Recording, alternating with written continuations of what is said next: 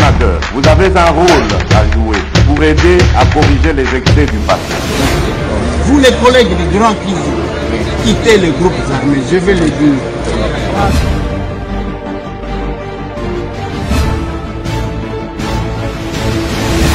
Bote lisusu bandeko nanga, bino bandeko oyangai, masolona de pité, tokotani lisusu, semaine et bandi, tokomi lundi,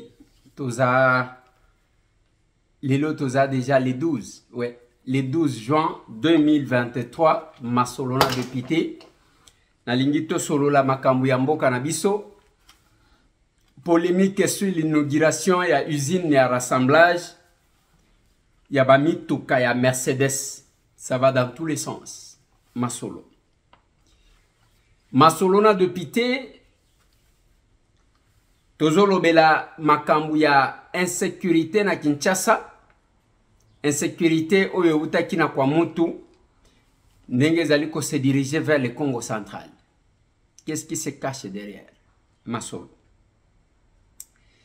Masolona de Pité Bandekonangai, c'est le président de la CENI, Denis Kadima, à convaincre la communauté internationale sur l'organisation des élections. Balobi Oyazana Reta Retalié. Masolo. Masolona de Pité Bandekonanga Komona Yezalaki Césarine Mveka, na mwana na ye a 3 ans, Daniel Malonda, Babomi Bango et pas Mobali Naye. Qu'est-ce qui est arrivé? Et puis Ezawapi. C'est dans ce numéro de l'émission. Masolo na de pité. Aser show. Tokobanga to tokobangisa. Aseliba. N'oubliez pas Bande Konangai, d'ici là, le mois prochain, faut boye que bandeko ya solidaire optique bako benge la bino ba mindele oyo batala kama kambu ya misu. C'est le moment ya kokende kosalisa examen. Ça ne sert à rien ochaka biloko na misu. Ça ne sert à rien okende kozwa ba lunette oyo kosala o mikusa. Allez na galerie présidentielle na solidaire optique, soit vous pouvez le contacter na ba numéro oyo ezana flyer na bango. Voilà bandeko nanga na lingito solo la mwa muke. Eza debi ya semaine, tokozwa bino temps ebelete. Nalingi to solola eza makambo mboka. Je dois féliciter, saluer ba capable nyonso ba se déplacer ki lobi pona kokoma na Liège. Pona ko échanger, nous sommes intervenus par vidéoconférence certainement. Na échange o esalimaki. Merci na bino nyonso tout pour na sacrifice na détermination. Nalingi to beta masolo bande konangai, débat zali sur l'organisation des élections. Bande komingi soki boko landa la position ya opposition mingi ezana o etali maponomi. Il y a ceux qui pensent que les pouvoirs, le régime ne veut pas organiser les élections. Bamususu balobite, et il faut revenir sur la question à Seni. Yangobo comme chaque fois qu'un serviteur de Dieu, un prélat, a eu position, allez, Bazu va balancer. J'ai suivi une vidéo, Batindelingay, il y a Monseigneur Fulgence, à l'obi qui est à côté les mela oya koluka kokabolamboka. Balobi non, on a un message à Tindeli, chef de l'État. Mais je me pose la question. Pourquoi on peut croire, donc, qu'au niveau on a croire que quand le prélat parle, il s'adresse au chef de l'État, mais pas à vous. Les lotozana démarche à Batobele bako marcher pour déstabiliser le pays, pas les institutions, je ne parle pas en termes des institutions, mais la déstabilisation en boucle. Totalisé, je crois, 1 année depuis que Bunagana est entre les mains à Rwandais. Voilà ce qui devrait nous préoccuper. Voilà la question que kokati commettre biso ensemble et to bossa na ba divergence na biso to banda pour réfléchir comment y arriver, comment sortir na eloko oyo ata soki tozongeli koswa na ya bapoliticien. Objectif ezamoko. Ndeko moko azoloba nanga, je ne comprends rien de Eliezer. Ba milliers, surtout ba collègues na yo, ba journalistes belé, ceux qui ont vendu na bango bazoloba kama mabe na yo na lobi. Oui, c'est normal. Ba tubalo ba mabe. Bazoloba mabe pas parce que nazo sala mabe. Bazoloba mabe parce que bazomona ke oyo abimi na panier ya crabe boyo ndengeni. Chacun a un rêve, chacun a une vision, chacun a la façon de voir les choses. Mais si ko mabe zande ke nzamba pambola ka mutu amutema mabete, yango zomona batu bakotika la kaka ba médiocre modèle wa. To sala presse mutu nyonso azana parcours na ye, ezana oyo asala ki mouchard, on a lobaka na ba capable qu'on ne vient pas la serre former les mouchards, non. Tozana posé à former ba responsable parce que la grandeur d'un leader est banaka dans ce qui fait grand son entourage. Voilà pourquoi tozala te a serre chaud. A serre libang. Tozala te ezandengwa. Parce que bato ebele bazaji ko kanisa ke nenga kokende, nenga ba journaliste bayaka ake akwei na libulu te. L'avantage à ba villageois c'est l'observation. Nazotala. Ah, nine ko isaki mutwa, nine sala kibu. Et le fait que bazomona un parti politique yamutu simple caporal nazakata secrétaire ya commission permanente te. Naza ni administrateur te, ni mandataire te, ni PCA te. Simple mbolombolo ya ba député. Voilà pourquoi bisoba to balingaki totika koyina bisonde yango. Olobi vérité awa tala polémique ndenge botami par le fait que le chef de l'État a kendaki ko inauguré usine ya rassemblage ya mituk na Kinshasa. Ola kisi musapi fabriqué en RDC alobi boye ainsi de suite. Moi je me pose la question. Mutuna wana tozali komituna et ko permettre biso que chacun se regarde. Les élections arrivent, ngana zolo bakana batu. Ça ne sert à rien ya koleka katongo midipo kwa finga ote. Bongama tchapeli baya. Total, quelles sont les idées que vous allez apporter? Oko proposer na peuple wana nini? Oko loba nini? Yake nazachi ko finga makasi. Bomoni ngana finga mutuboye makasi ngana. Nous allons vous opposer maloba na bino. Bino pe boko opposer biso ya biso. Je suis député. Tozo kende tozana fin de ya mandat na biso. 5 mois kaka nde mutu etikali. Je présenterai le bilan de ma prestation. Ce qui peuple wana lobi, oui. Nazali ko représenter bango valablement. Ce qui balobi te ndeko Eliezer pe mananu, je m'inclinerai. Na kotika la na plateau.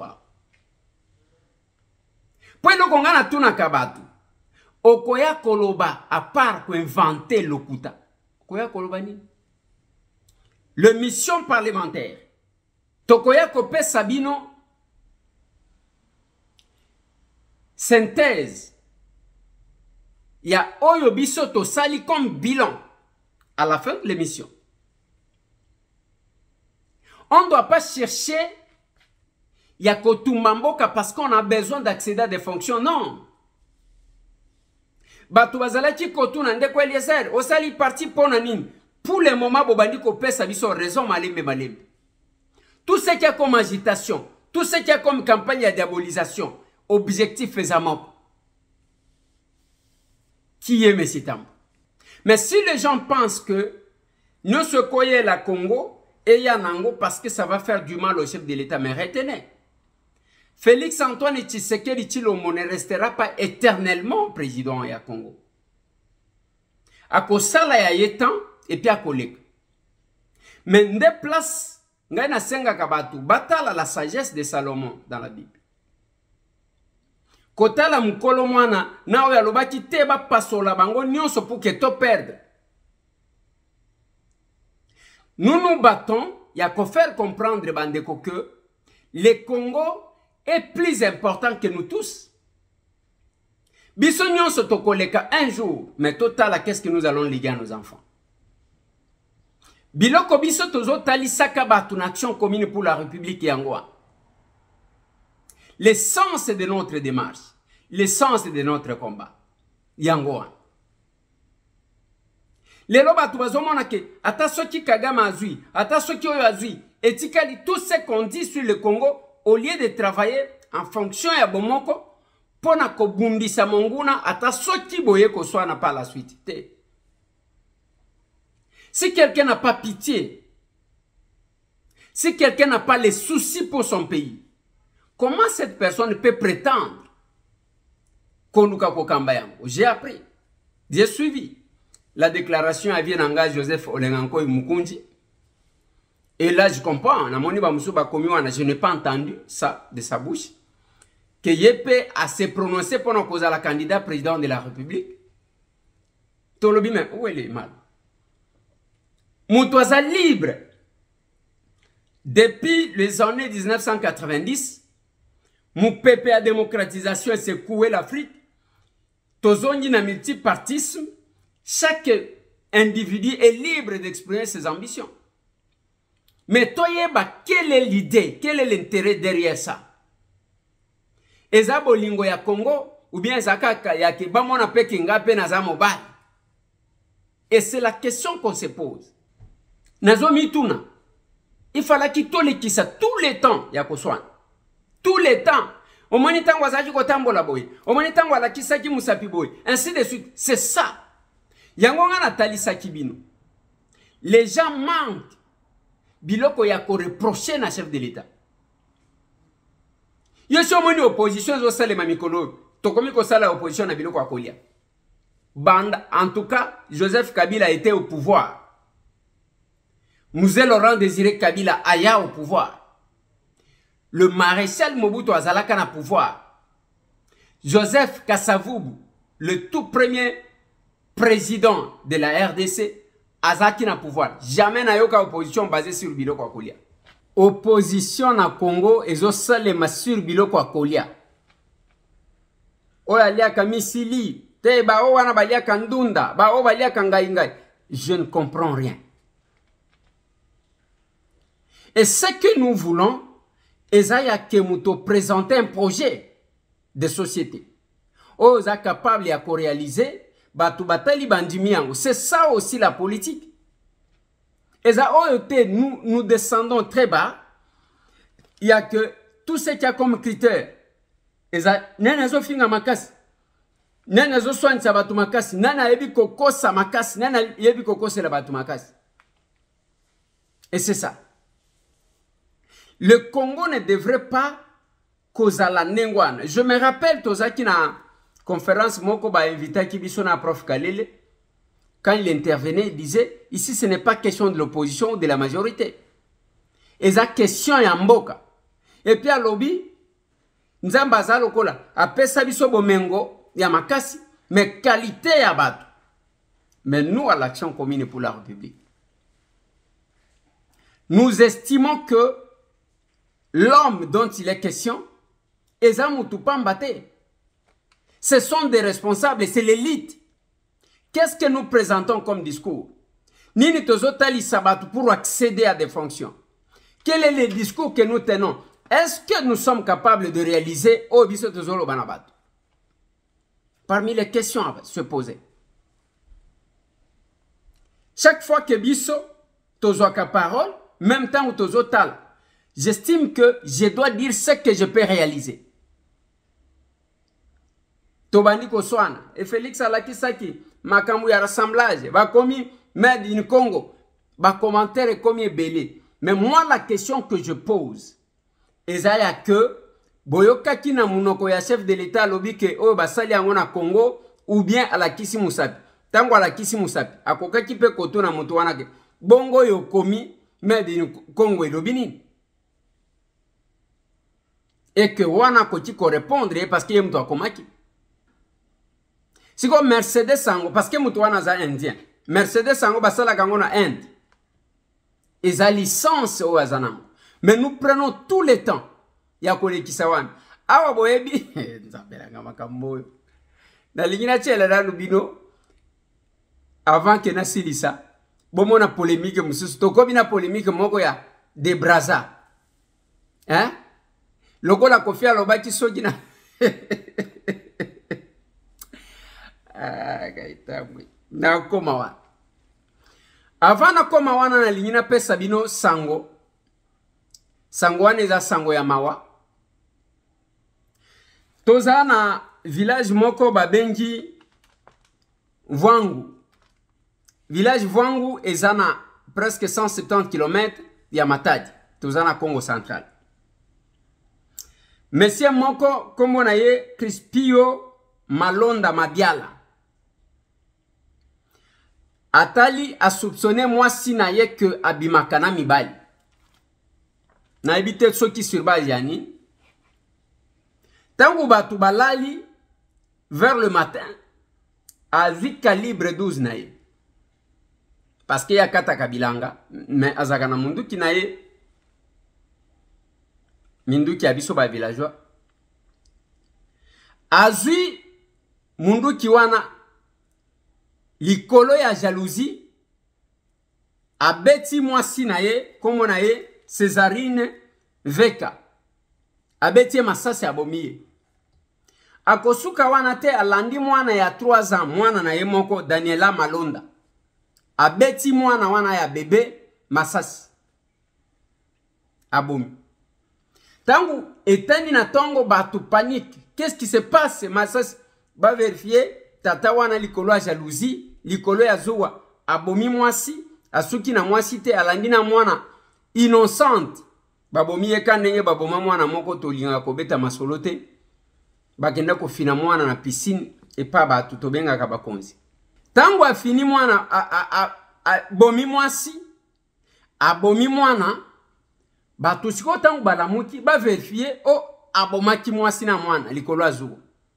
balandie moto wana bozomona ye pe batumbi ye place wana donc ndaku mobimba ekeinde ngwana pona bozoba. Mais moi je me pose la question, le mariage c'est un contrat de confiance. Quand on se fait pas confiance on se sépare.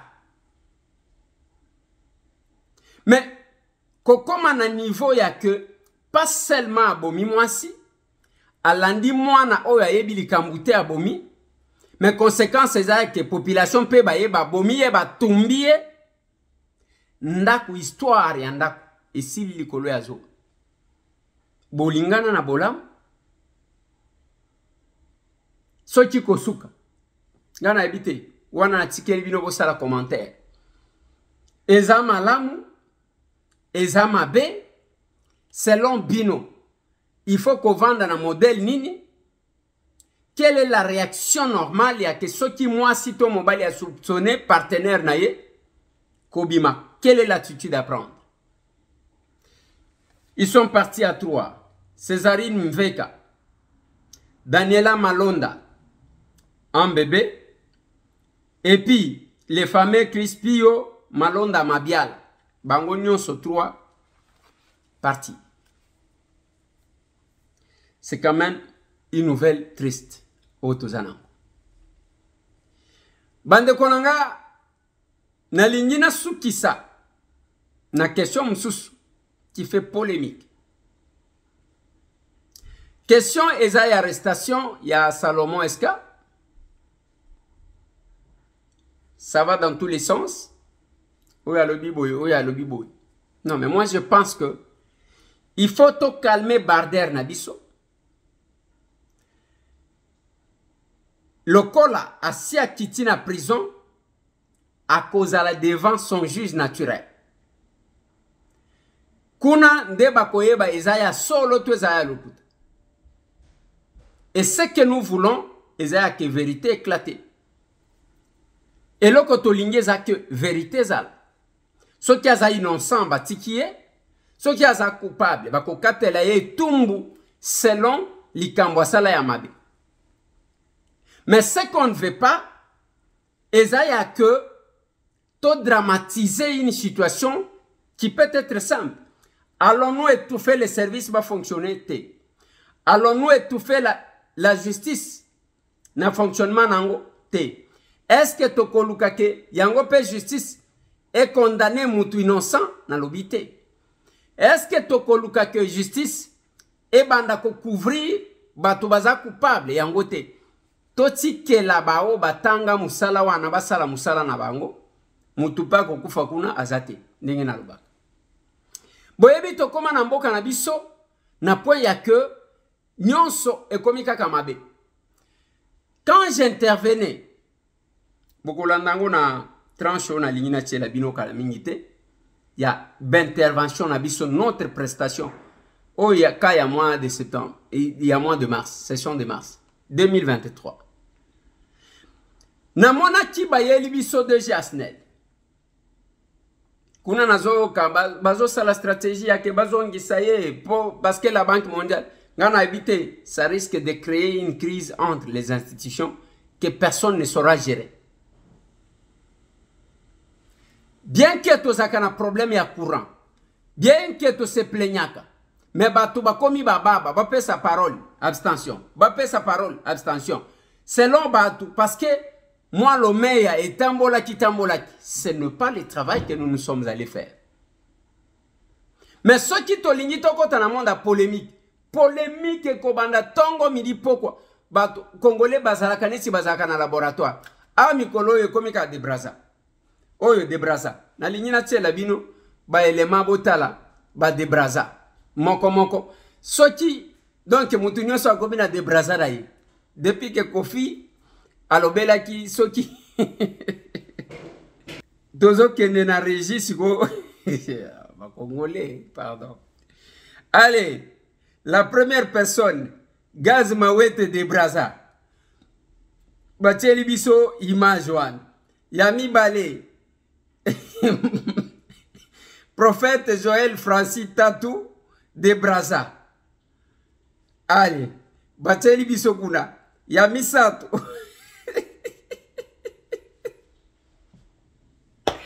Jean-Marc Kabunda Kabound de Braza.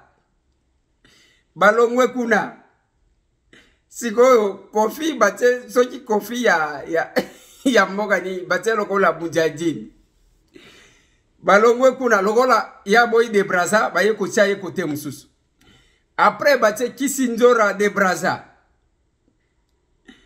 balongwe kuna baye kocha baye kocha président na ga assemblée de Braza balongwe kuna raisi 100% de Braza. C'est pas possible. C'est pas possible. Donc, Mikolo Oyo, Congolais tellement que alinga kakosala ba polémique mingi, ba komisi batunyo so ba de Braza. Donc, okukuta nandaku, ekomi papa de Braza. Mama de Braza. Biso nenge toza na tukomi wa bi télévision. Ah, tokomi na ba mose de Braza.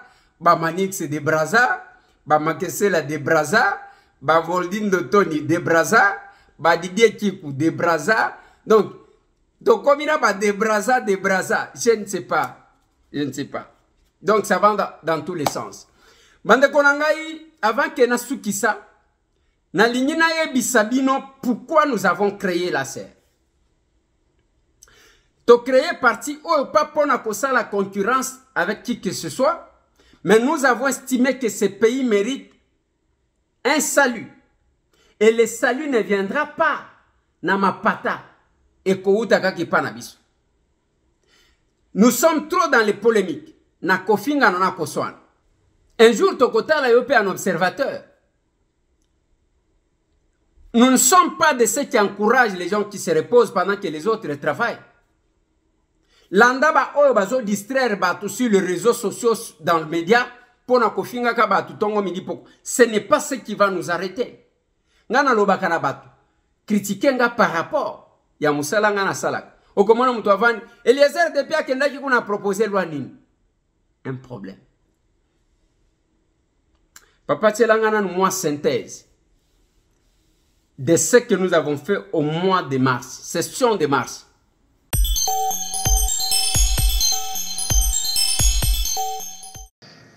Merci, honorable président, honorable membres du bureau, estimés collègues. Parce que tant autres ya ba motion et que sungayo honorable président pour que se déplacer. Mais tu peux si parole le ba collègue. Yango nazolo ba honorable. Sakula toka. Awa libanda honorable président soki obimi nzela ya kokende esate. Mbula oyo muke ebeti na Kinshasa honorable président soki otali awa roboti na loketu ya robot moyen ya koleka ezate.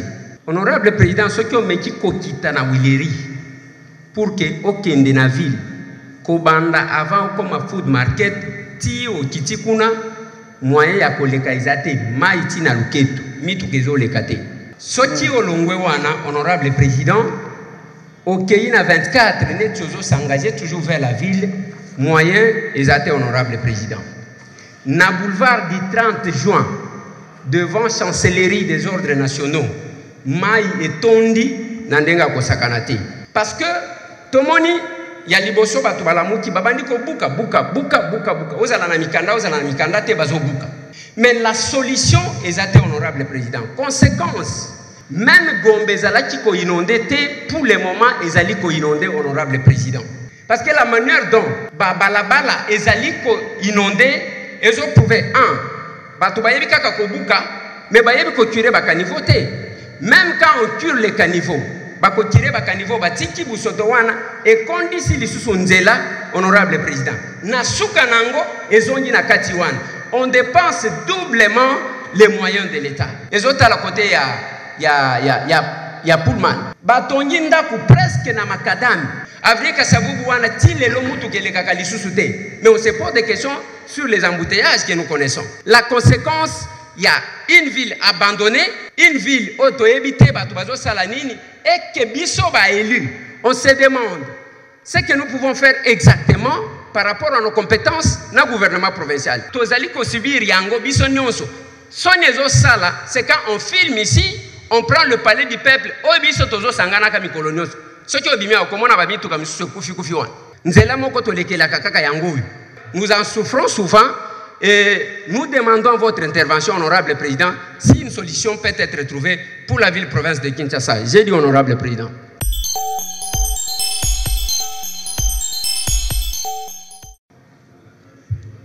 Merci, honorable président, honorable membre du bureau, estimés collègues. Je demande encore une fois de plus, honorable président, de m'exprimer en lingala, si vous le permettez. Ok, autorisé. Merci, honorable président. Ce qui n'a vu parole awa, c'est parce que n'a estimé qu'il y a des choses qu'il fallait quand même fixer. Il y a Liboso. Est-ce que les députés ont le droit d'interpeller le mandataire Toté, Tozana? Est-ce que on va interpeller Azana droit à couper sa réponse Toté, Azana?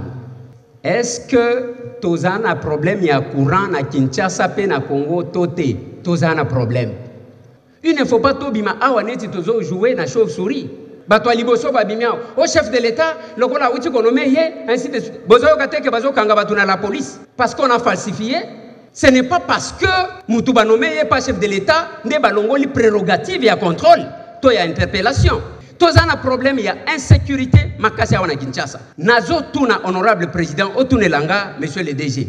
Na Kinshasa combien ya ba départ unique tozalaka nango et puis ba bénéficiaire ya ba départ unique wana eza banani ko banda ba tchaki ye wana ti lelo akoti ko yebisa biso combien de compteurs à placer nini esalaka na Kinshasa que soki match ezali ba kokata courant na population nyonso batikeli bato moko boyi nini esalaka yango. Honorable député et chers collègues na lingina tuna lisusu na monsieur le DG de la SNEL nini esalaka ke soki bakati courant de l'estage ezali bazuma mbongo muke bapesi muto SNEL courant ezonyi nini esalaka. Honorable député et chers collègues na lingina tout encore na DG bajan ya SNEL basalaka musala nini parce que la plupart des quartiers tozaka na ba petit moko boye baya ko dépanner azobenda vie opesi tokobedela yo ligne boye e uti boye ye boye bajan ya SNEL ezalaka basalaka musala nini na ba partenaire ya SNEL ba congolais depuis que ye azawana asia futi batu boni tantôt ototika ye alikamunini atoko boma mutu te La conclusion viendra de notre collègue Boukas. Je vais vous démontrer quelques éléments. Ces documents, 60%, soit 26 millions, seront payés directement au compte recette SNEL. Les 26 millions payés, pour à confirmer, il y a liboso lobby seront payés bakofuta. Na sewana a confirmé que basi ba pesa kibango. Si votre kondima bakofuta, to basi bafuta.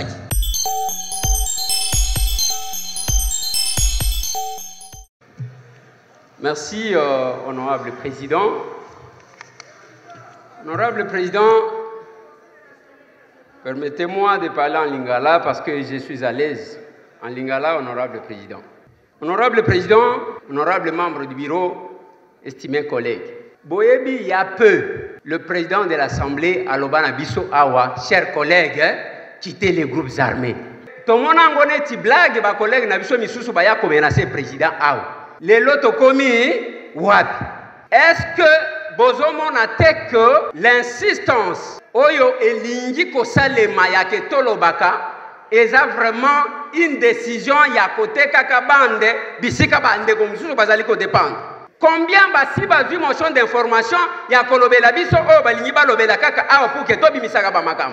Honorable député, chers collègues, vous allez constater que insistance ya ko dévoiler pour que tozo akamakambuno sto tchaka sur les réseaux sociaux, il y a un objectif d'affaiblissement de notre armée. Depuis un certain temps, ngai na mitunaka banani babomaka na est. Est-ce que zabangelo bakitaka babomi bazongi lola? Bao babomaka na est.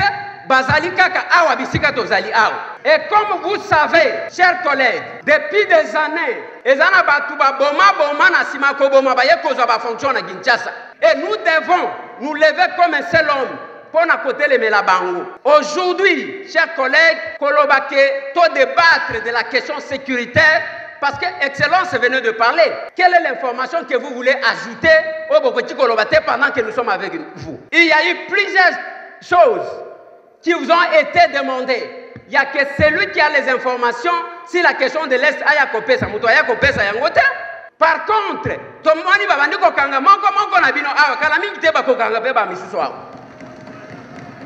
honorable député, chers collègues, ça m'étonne quand ici, bon, quelqu'un a dit qu'il y avait l'opposition. Non, il n'y a pas d'opposition, il n'y a plus d'opposition dans cette salle. Pour preuve, Moutou Banomaki n'est pas chef de l'État par ordonnance présidentielle, a été plus défendu par cette fameuse opposition que par nous-mêmes, de la majorité, chers collègues. Voilà pourquoi, chers collègues, quand il s'agit de la question du peuple, on parle moins. Quand il s'agit des questions, intérêt, ils insistent. Je propose et je soutiens la motion, honorable président, honorable membre du bureau, estimés collègues.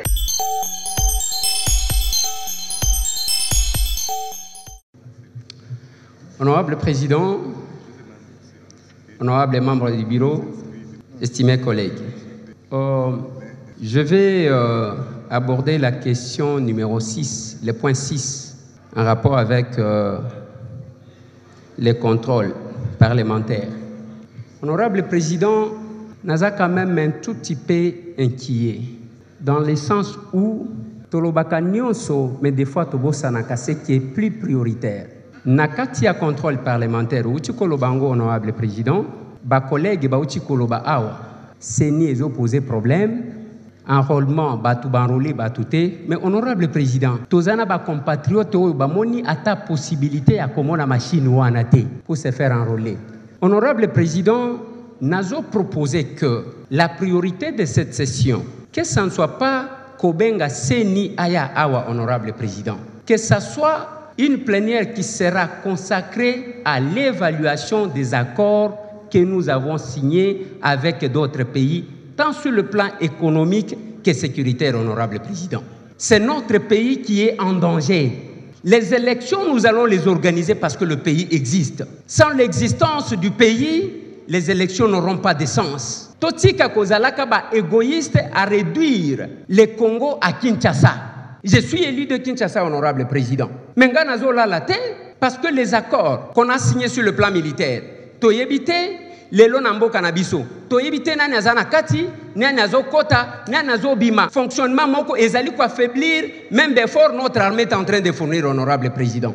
Soki tozwi en priorité tel l'aspect sécuritaire tokozwa kanini même awa na ouverture ya session opesi biso ba précision même na Kinshasa awa na Maluku batu bazakuna. À ce stade où nous sommes, c'est cette population là oyo tolingi tomona ke bango baza batu te oyo tokenda élection yumbi ezalaka te beni ezalaka te butembo ezalaka te. C'est comme si on ignore totalement l'histoire de notre pays et ce qui s'est passé. Ici, il s'agit d'une guerre d'agression, honorable président. La situation sécuritaire, c'est la priorité des priorités. Si vous donnez trop d'importance aux élections, moi je donne trop d'importance à la situation de notre pays et de notre patrie. Je l'ai dit, honorable président. Voilà. C'est ça notre bilan. Wana session kakamoko. Ce qui n'a lobby tokende, on comprendre que to komi siga mususu.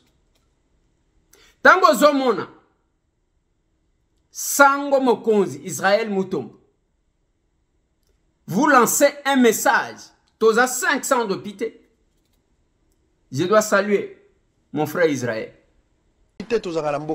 Alors député à Boisa, député à Kobatela, député à Kochela offrande, député à Kosombe la Carvira, député à Kotinde la crédit, député à voter Mbalami Bale. Sango Mbalami Bale, oui monsieur, député à voter Mbalami Bale. Yeyo. Presse tia photo na yeyo, Eliesenta. Nde député à voter Mbalami Bale. Nde député à Kobetela maboko ya Kochela offrande, yeyo. Ngala koza député ngala tikali kakao, mais ye. Mutakozonga ye. Po mongongo na ngai yokani epa ye. Alongoli ministre économie ezaki posa na ngai tango ngana lobby ye mutu azali na makoki ya memi yango pe to ko isi mutu wana ndenge to ko esa garçon mususu tozola lela wa cousin okoyoka zela yo pe policier bazolongola ezelo koyoka mutu azaka ka on ne change pas l'équipe qui gagne, ça va passer toujours par les airs, on ne change pas lokola yo c'est à ko isiko tozo deuxième mutu mususu te mutu emotion kaka ye po azo tirer bien emotion nde okoyoka eza facilité ya batu kondima baninga na bango. Mutema mabe ko bundisa ko kosa ba makambo. Et quand Israël vous fait ce témoignage, na lingi bachelanga les trois, je crois 3 témoignages qu'il a déjà fait. Laissez Eliezer, Moussala député de Yangwa. Bravo mon frère Eliezer Ntambwe. Moi la kolo le pango, défendre le pango atatana yo. L'isolo Eliezer Namboko bato. Et bien Eliezer place à Outina Moussalo à Sali. Les risques que le garçon a pris pour devenir député là où il est. Eliezer a un parcours à défendre. Pourquoi c'est un ministre de l'économie à Outi Wapi? Azaka Wapi à Outi Wapi. Parcours politique naïe. Est-ce que Toko Yebango, Totier Eliezer de tout ce qu'il a fait, même s'il n'a jamais été politicien. Mais le risque qu'il a pris pour ce pays, Totier ministre de l'économie, je ne sais pas bien vous avez la réponse. Je ne sais pas si. Oui.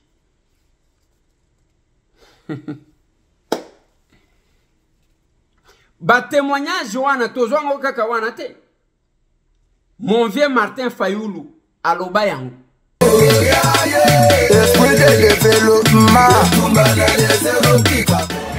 Mwana kolo pango Eliezer Ntambwe asali makambu mingi pona mboko oyo. Batu oyo toko décorer lobby pona démocratie ya mboka oyo kobima otangaka bakombo ebele bakombo mususu boye ba Eliezer aza na kati wana. Ndiko ya moni pasi babeta ye toko kende ba marche bakanga ye baboma ye ba caméra mais ndeko azali kaka na kati ya etumba ya mboka ba oto bunda na bango ba yebi ekarni na réserve nini na considération tozaka na biso ko finga nde toyebaka te. Critique oui je peux critiquer ya malamu na beti maboko ya mabe nazoloba te yango wana te. Toza makasi na kofinga na koswana alors que makambo ebele tokoji kotala na kosungana ezali. Nous devons léguer un Congo meilleur. To jouer notre partition, to ça la part nabiso. Nous sommes menacés par ba payer belé bazali convier la RDC. On n'est pas au moment où on devrait se distraire et à kokende. Non, nous sommes au moment où on devrait créer l'unité pour sauver notre pays. Et je demande toujours na bandeko, je l'ai dit, na échange patriotique auto sali le na bandeko ya Liège, que bandeko nangai. Il ne faut pas bosser la erreur yake bino kakande bozali na engagement, mais vous oubliez vos enfants. Parce que bana na biso nde bakotikala, il ne faut pas totikala na ndenge ya nous peuplerons ton sol et nous assurerons. Tout dans le futur, on doit faire quelque chose pour donner le goût à nos enfants. Sinon bana na biso bakotuna ka biso un jour. Yango tango zomona na Kikwit à Sercho. Kikwit donc moi etelemi. Like fikiri murefu, pas seulement que azo bunda kuna, mais abandi ko sale même musala ya d'érosion parce que d'érosion za makasi. L'honorable Dougue Koulungu na tourné na ye. Bomoni comment la sœur est en train de venir. Toya ki ko sala blague te. Toya ki ko sala blague te. Ba o bazana Kamina a Sercho. Ba o bazana Kolwezi. Ba o bazana Likasi. Ba o bazana Kasumbalesa. Ba o bazana Lubumbashi. Ba o bazana Goma. Ba o bazana Bukavu. Bande kwa Uvira incapable de sang là-bas. Kalamingite. Kalamingite. Bao bazana Kasai, le grand Kasai, Kananga, Chikapa, Mbujima, Kabinda, Mwenaditu, Luilu, Asercho. Asercho! Bao bazana Sankuru, Bao bazana Loja. Donc, nyonso tu wana toko talisa kabino, talabiso un observateur.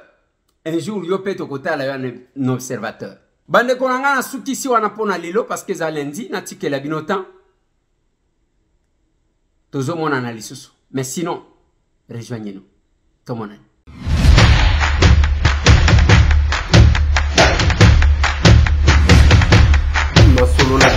Honorables députés et sénateurs, vous avez un rôle à jouer pour aider à corriger les excès du passé. Vous les collègues du Grand qui quittez les groupes armés, je vais le dire.